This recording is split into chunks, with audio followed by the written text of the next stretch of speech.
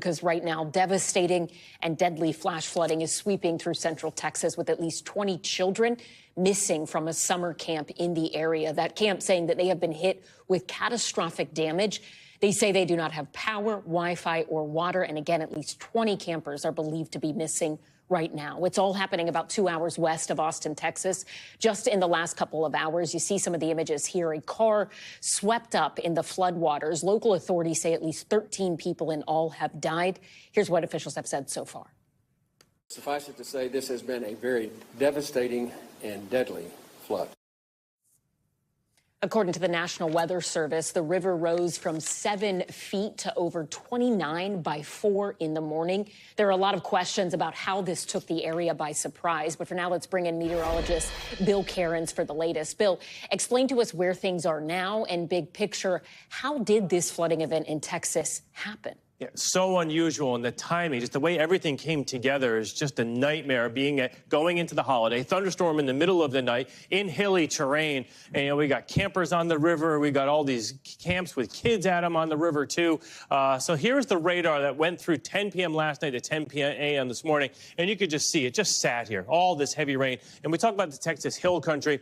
It's not like the mountains in the Rockies or in the Appalachians, but there are hills, and so that water will rush down the hills and collect in the smaller streams. Then it all combines, and it all went into the Guadalupe River. The highest rainfall total I saw was over 17 inches in the last 24 hours. One location just outside of San Angelo had 14 inches. Everywhere with the brown here is up to 7 inches. So in other words, it wasn't just like one little spot. It was a huge footprint with an extreme amount of rain. So this is the Guadalupe River, and then the crest in Kerrville, which was the first really hard-hit area, that was about at 9 a.m. The crest in Comfort was at 10 a.m. Now that crest, this wall of water is still going down the river. We're just not hearing about it because this is a relatively unpopulated area. They've evacuated everyone and all the campers on the river. Tonight into tomorrow morning, it'll all dump into Canyon Lake. Thankfully, Canyon Lake has a big dam on it. It's a large body of water. It's down about 30 feet, so it'll be able to absorb this rush of water. So they're saying that the dam will be safe. So we'll update that tomorrow, of course, as it happens. But I want to point out what it felt like, what it looked like to these people. In Comfort, Texas, the river was at 3 feet at 9 a.m. At 10 a.m., the river was up to 32 feet. It rose 29 feet in 1 hour. So that is 1 foot every 2 minutes.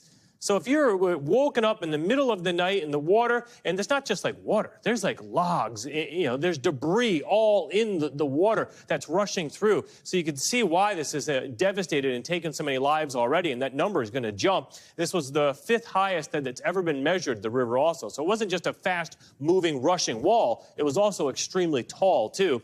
And unfortunately, we still got more rain in the forecast. This is over the last 3 hours. This is Kerrville, Comfort's like here. It's just light rain right now. But we do think we're going to have another batch of very heavy rain later on tonight. That's why the flood watch is issued, and rainfall estimates are another 3 to 4 inches. Allison, will anything repeat like happened? No way. But it will make the search and rescue that much more difficult. When they're saying that they're still taking people out of trees, it just kind of lets you know what the situation is like. Yeah, tough few days, probably weeks ahead for that community. Our thoughts are with them as they weather it right now. Bill Cairns, thank you. We thank you for watching, and remember, stay updated on breaking news and top stories on the NBC News app or watch live on our YouTube channel.